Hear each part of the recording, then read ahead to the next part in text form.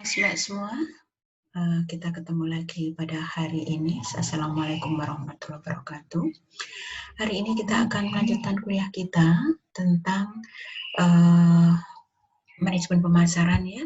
Hari ini kita akan diskusikan tentang bagaimana kita menyeleksi pasar sasaran ya. Pasar sasaran ini adalah mereka yang akan menjadi tujuan dari produk kita. Jadi kita sebelum kita memasarkan sesuatu, kita harus mengetahui dulu siapa pasar sasarannya, siapa pangsa sasarannya, ya, siapa pangsa pasarnya. Karena apa?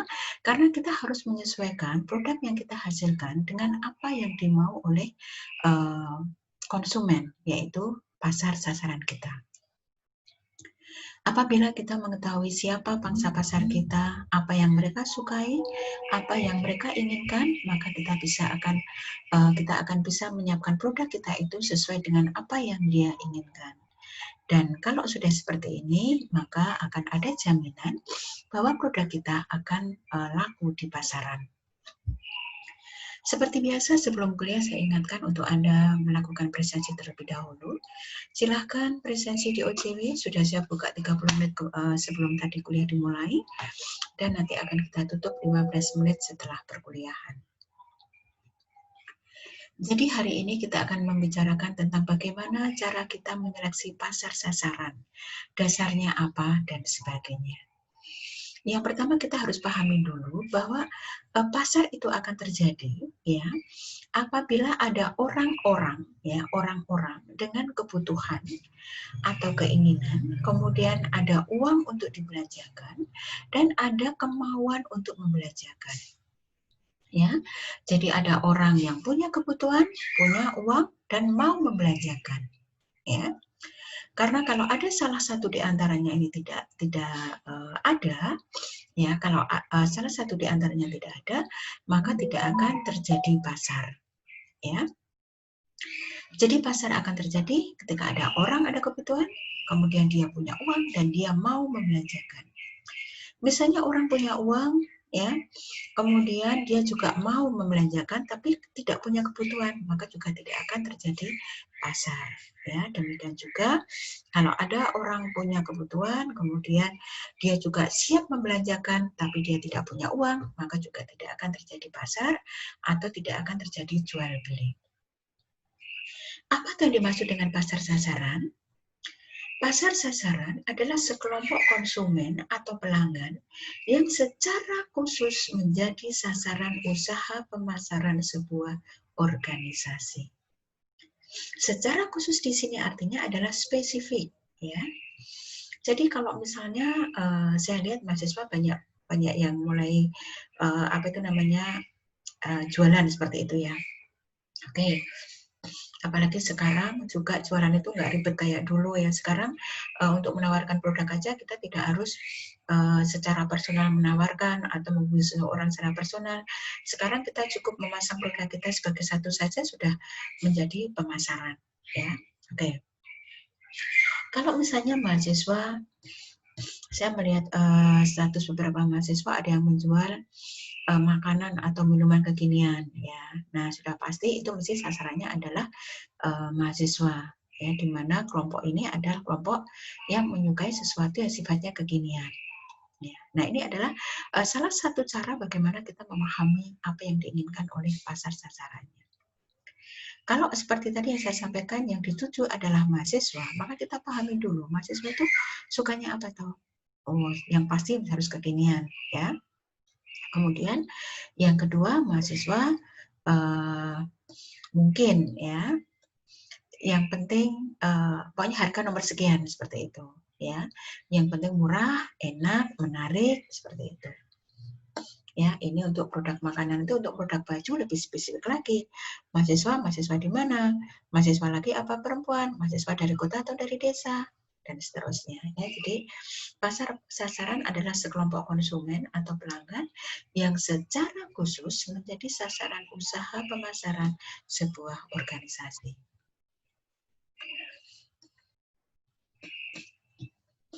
Nah, kemudian bagaimana cara kita menyeleksi pasar?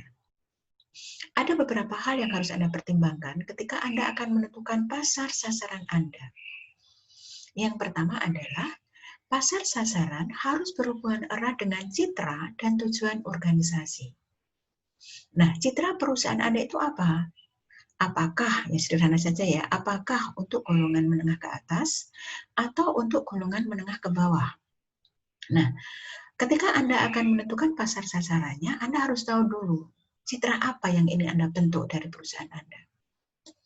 Kalau citranya adalah produk-produk berkualitas ya untuk golongan menengah ke atas, maka yang harus Anda pahami adalah karakteristik dari kelompok golongan menengah ke atas. Demikian juga sebaliknya. Kalau misalnya citra perusahaan Anda ini adalah adalah perusahaan yang ditujukan kepada golongan menengah ke bawah. Yang kedua adalah mencocokkan peluang pemasaran dengan sumber daya perusahaan. Kita kembali ke contoh yang tadi, ya. Misalnya kita akan menentukan citra perusahaan kita adalah perusahaan untuk high class, ya. Nah, kita pahami kalau kelompok high class ini karakteristiknya adalah yang mereka utamakan adalah kualitas dan prestis. Harga nomor sekian. Nah, kalau sudah demikian, maka Anda harus berusaha membuat produk itu produk-produk yang berkualitas. Nah, untuk menghasilkan produk berkualitas, Anda memerlukan sumber daya yang spesifik. Contoh sederhana, misalnya sumber daya manusianya harus khusus, harus mempunyai skill yang khusus. Ya. Nah, kita lihat apakah sumber daya kita itu ada yang seperti itu. Ya. Kalau tidak ada, ya jangan mengambil pangsa pasar yang itu, ya. Tapi seandainya Anda bersikeras bahwa Anda akan bertahan untuk di pasar menengah ke atas, maka Anda harus berusaha bagaimana mendapatkan sumber daya manusia dengan skill yang dibutuhkan untuk produk-produk kelompok atas. Yang ketiga, tentu saja pangsa pasar yang kita pilih ini adalah pangsa pasar yang menjanjikan laba. Ya, artinya mereka mempunyai daya beli, dan daya beli itu juga akan berkaitan dengan kesesuaian produk dengan kebutuhan mereka. Ya, jadi harus menghasilkan laba. Kemudian yang keempat, kita mencari pasar di mana jumlah pesaing dan kapasitasnya adalah minimal. Ya, artinya kita mencari pasar yang persaingannya masih rendah.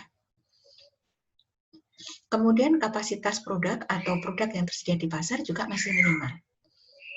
Sehingga peluang kita untuk masuk di pasar itu sangat besar.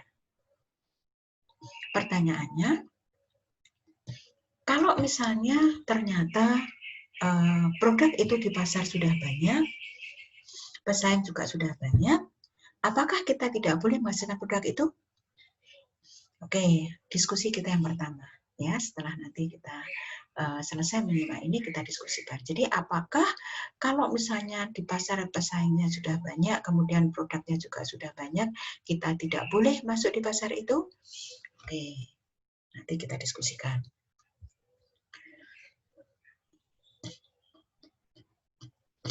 Kemudian kita juga tentukan, apakah kita akan melakukan kesatuan pasar atau segmentasi pasar. Kesatuan atau agregat pasar atau umum, ini berarti kita memperlakukan keseluruhan pasar sebagai satu unit, sebagai satu pasar kesatuan atau umum. Nah, kita akan menggunakan strategi ini apabila kelompok besar pelanggan mempunyai tanggapan yang sama terhadap manfaat produk. Kalau seperti ini, kita tidak perlu mensegmen, dalam artian mensegmen secara khusus. Ya. Contoh produk di sini adalah garam, gula, bensin, dan sebagainya.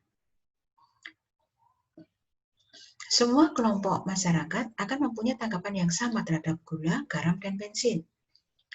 Garam pasti asin, gula pasti manis, ya. Bensin mesti juga seperti itu, ya. Walaupun sekarang bensin juga sudah ada pangsa-pangsanya, ya.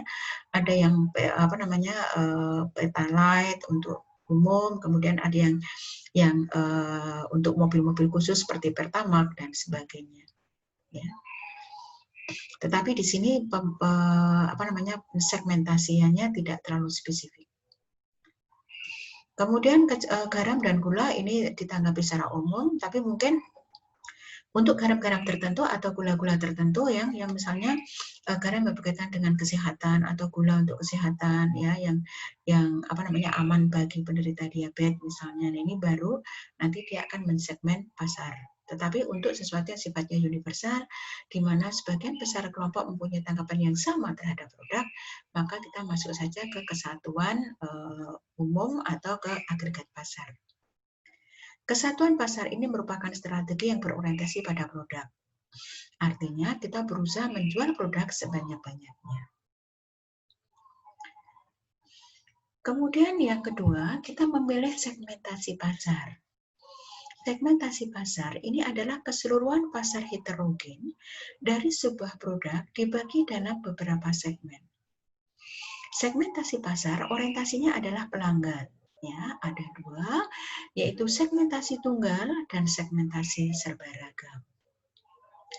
Segmentasi tunggal ini mencakup kegiatan menyeleksi satu kelompok yang serba sama dari pasar secara keseluruhan. Kenapa kita menggunakan strategi ini? Ini biasanya segmentasi tunggal ini kita pilih karena adanya keterbatasan sumber daya. Jadi sumber daya kita terbatas ya, baik itu sumber daya manusia, modal dan sebagainya, sehingga kita hanya bisa menyasar satu kelompok yang serba sama. Contohnya apa? Contohnya misalnya Anda anak agribis ya, kemudian Anda membuat kaos yang tulisannya agribis UNS seperti itu ya. Kaos logonya atau apa namanya desainnya itu berbau atau berkaitan dengan agribis UNS. Ya. Pasar sasaran Anda hanya mahasiswa agribis ya. Kenapa Anda hanya membuat itu? Bisa jadi karena sumber daya Anda terbatas, sehingga Anda hanya bisa berproduksi sedikit, karena itu Anda spesifikan ke mahasiswa agribis UNS. Konsekuensinya apa? Di sini konsekuensinya adalah risikonya besar. Karena apa? Karena kalau misalnya anak agribis itu tidak tertarik dengan produk yang tadi dipasarkan atau ditawarkan, maka produk ini tidak akan laku.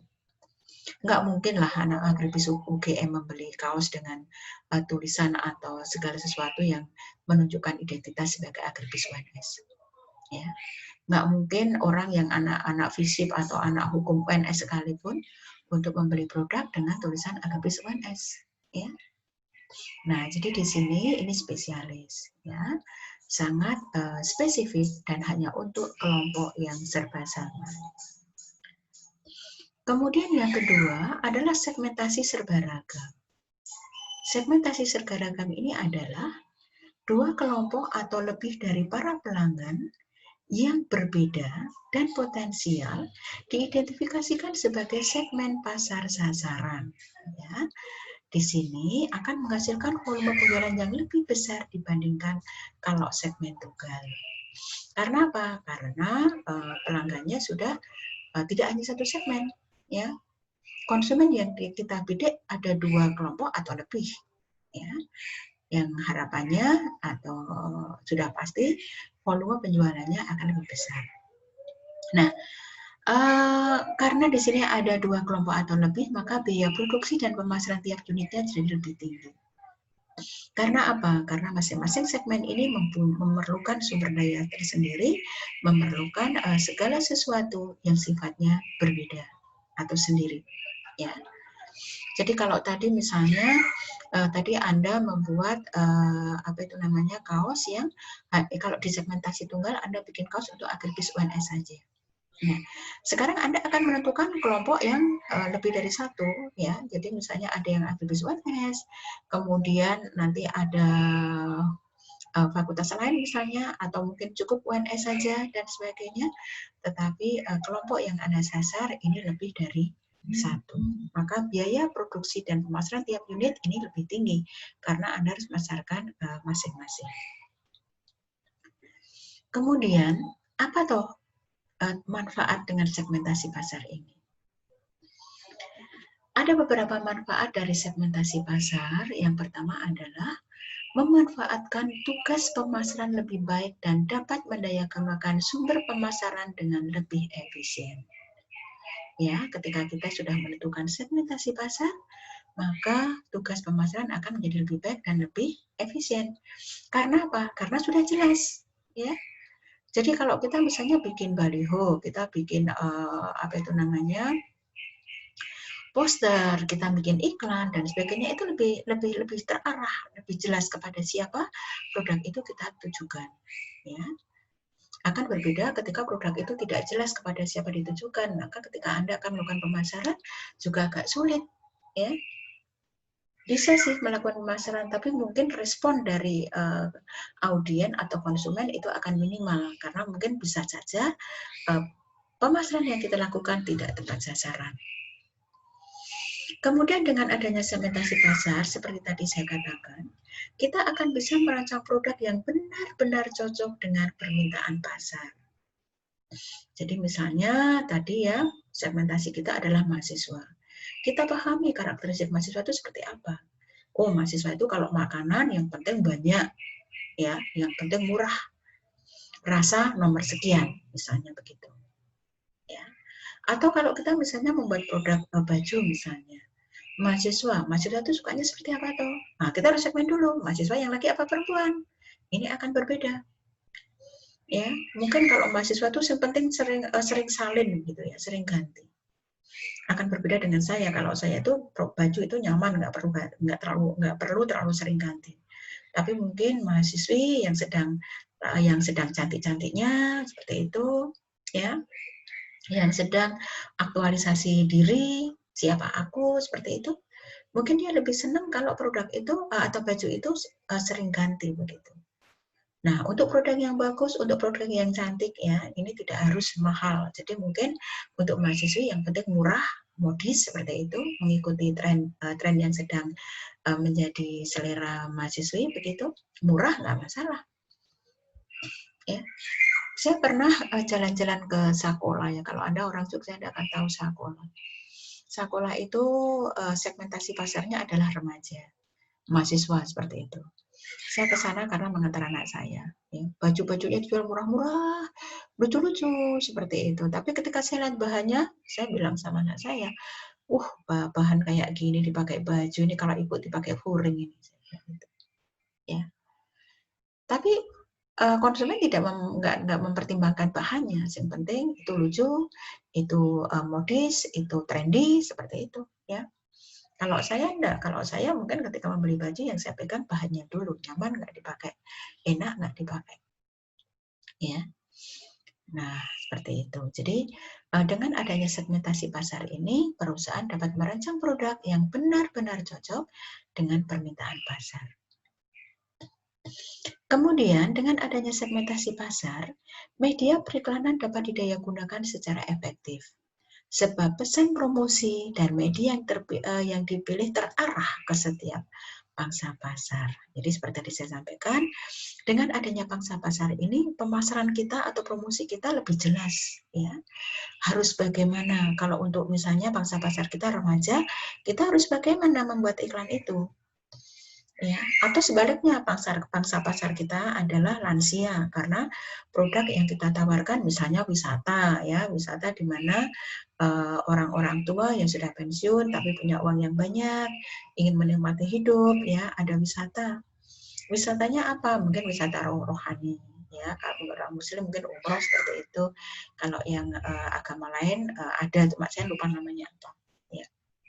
Nah, kita juga bisa menyesuaikan promosi kita kepada siapa pangsa pasarnya. Ya, jadi kalau misalnya tadi kita berikan contoh umroh misalnya ya, di mana pangsa pasarnya adalah kelompok karena ini uangnya harus relatif banyak ya, berarti ini kelompok yang cukup uang. Ya, dan ini yang kita sasar adalah mereka-mereka yang mungkin sudah purna seperti itu. Nah, kita berikan tawaran-tawaran atau promosi-promosi yang itu berkaitan dengan usia mereka, misalnya kenyamanan, jaminan kesehatan, jaminan kemudahan, ya. Kelompok-kelompok usia ini kan mereka yang tidak mau ribet, ya. Nah, seperti itu. Jadi, media perikanan dapat didayagunakan secara efektif karena pangsa pasarnya sudah jelas. Demikian juga kalau misalnya nanti apa itu namanya, pangsa pasarnya adalah remaja. Media apa yang digunakan? Nah, Anda sangat tahu bagaimana Anda memasarkan. Bentuknya harus seperti apa? Anda lebih tahu, saya kira. Ya. Kemudian dasar-dasar segmentasi pasar, kita pahami dulu bahwa pasar itu dibagi menjadi dua, yaitu pasar untuk konsumen akhir, ya, membeli produk untuk keperluan rumah tangga atau non bisnis, dan pasar untuk industri. Yang termasuk di sini adalah para organisasi bisnis, kemudian industri, dan institusi yang membeli produk atau jasa untuk didaya gunakan dalam usaha atau untuk membuat produk lain.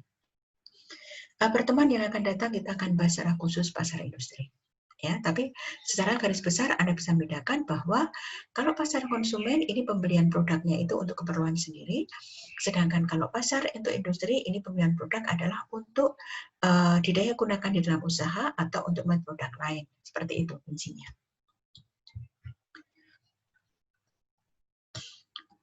Dasar segmentasi pasar konsumen. Nah, kalau kita akan mensegmen pasar dari sisi konsumen, apa yang harus kita perhatikan?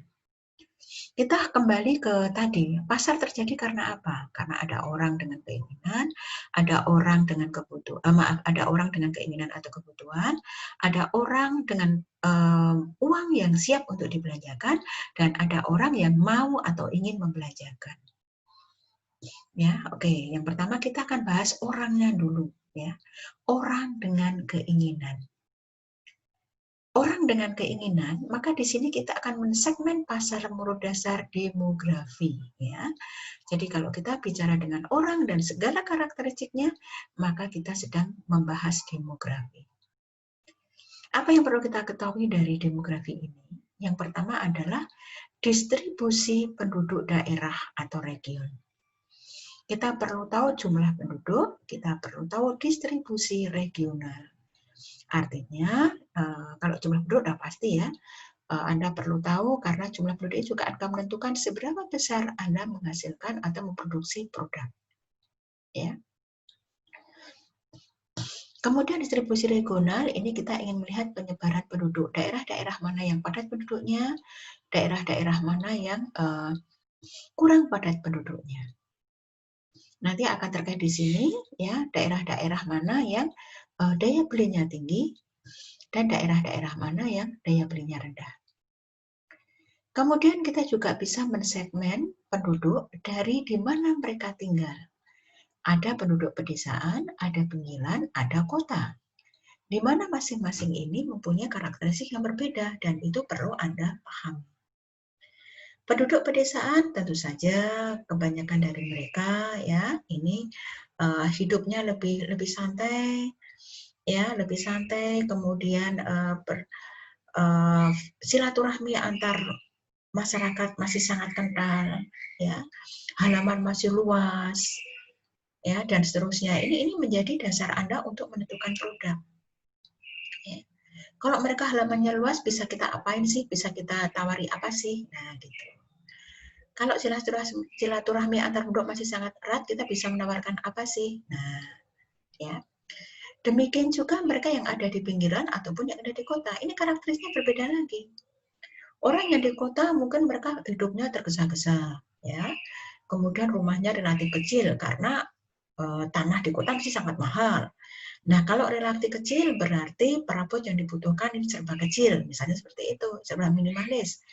Nah, ini Anda bisa perhatikan karakteristik dari kelompok ini untuk menentukan produk apa dan yang bagaimana. Kemudian dari penduduk juga bisa kita lihat dari sisi usianya, ya.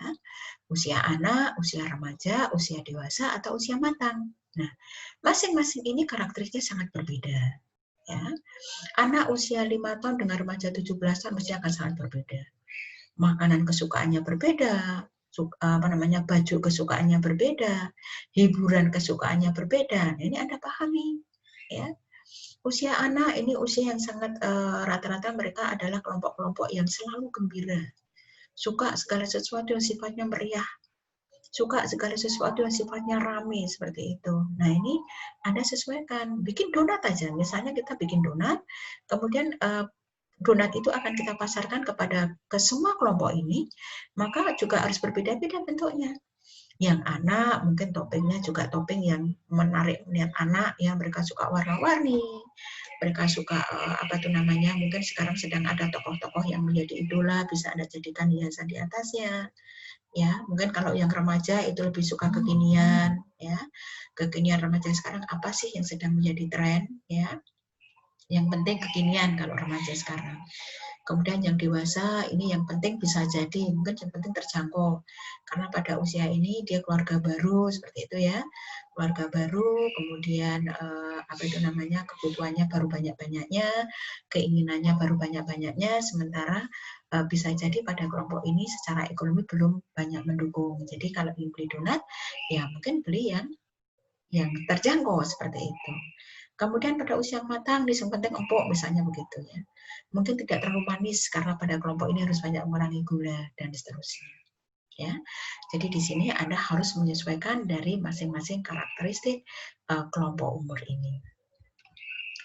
Kemudian dari jenis kelamin juga sudah sangat berbeda, ya. Laki perempuan ini mesti seleranya sangat berbeda, ya, terutama untuk gaun, baju, ya, udah sangat-sangat berbeda, ya. Laki-laki bajunya standar seperti itu. Paling kalau Anda akan memvariasi, ya paling hanya variasi warna, variasi motif, dan sebagainya. Motif saja juga terbatas, ya. Laki-laki juga suka yang bunga-bunga seperti itu, ya. Sukanya yang kotak-kotak, yang polos, garis-garis, atau bagaimana, atau abstrak. Tapi mereka mesti cenderung tidak suka yang bunga-bunga. Warna mesti juga lebih suka yang soft, warna alam, dan sebagainya. Mesti juga nggak suka warna pink, walaupun juga ada sih laki-laki suka warna pink. Kalau perempuan sudah lebih luas lagi, ya Anda bisa melihat atau Anda sendirilah bagaimana Anda memilih gaun, ya. Ini baru dari jenis kelamin, nanti kembalikan ke tadi yang kita bahas sebelumnya tadi tentang usia, kan udah lagi. Ya, anak kecil itu suka yang berindah-indah, berpita-pita, yang lucu dan sebagainya. Ya, kemudian kalau yang remaja sekali lagi remaja basicnya atau dasarnya mesti yang kekinian. Ya. Enak nggak enak, bagus nggak bagus, yang penting kalau dalam pengamatan saya ya, remaja yang penting dia tidak ketinggalan zaman seperti itu. Ya. Oke, Anda bisa pahami selanjutnya. Kemudian yang kelima yaitu tahap daur hidup keluarga. Ya. Keluarga itu punya daur hidup ya. Yang pertama adalah tahap lajang, ini remaja yang mereka belum menikah. Kemudian dia masuk ke pasangan muda tanpa anak. Kemudian tahap penuh 1, yaitu pasangan muda dengan anak. Kemudian tahap penuh 2, pasangan tua dengan anak dewasa. Kemudian tahap sendirian, kemudian usia tua sendirian yang masih bekerja atau sudah pensiun. Dan yang terakhir, kita juga bisa mensegmen pasar, ini dari sukunya, dari agamanya, kebangsaannya, pendidikannya, pekerjaannya, dan lain-lain.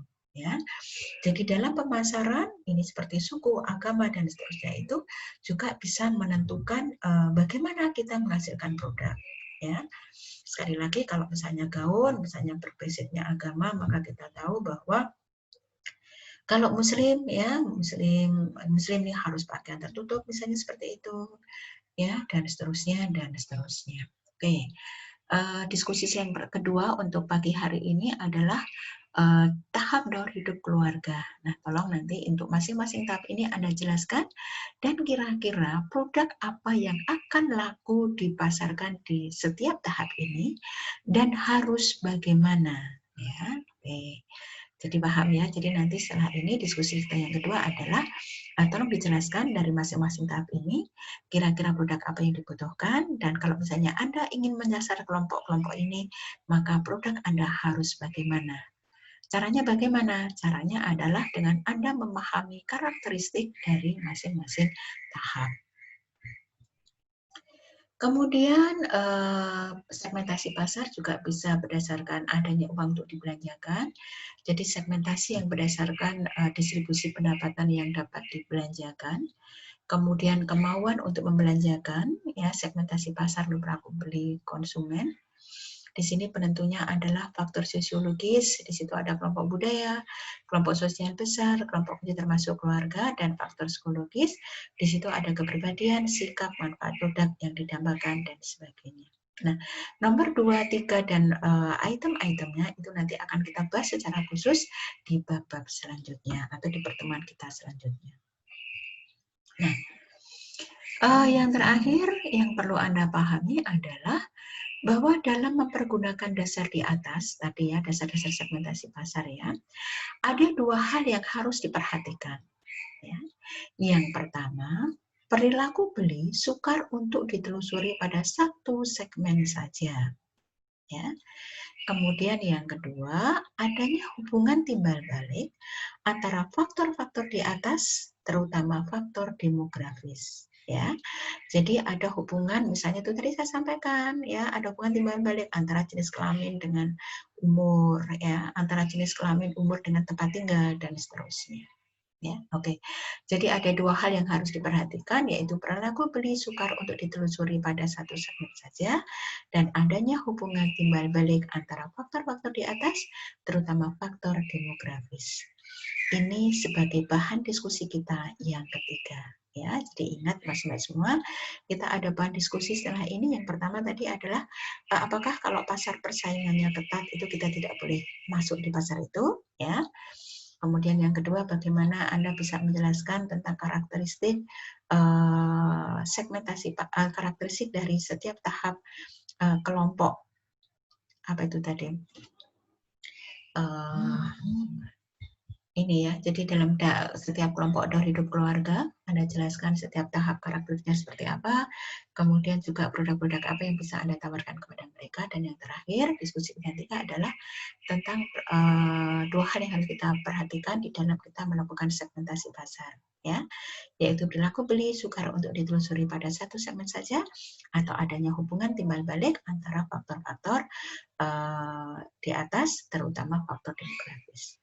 Oke, Mas Mbak semua, setelah Anda menyimak apa itu namanya materi ini, silahkan nanti kita bisa diskusikan, terutama 3 hal yang tadi saya sampaikan. Oke, terima kasih.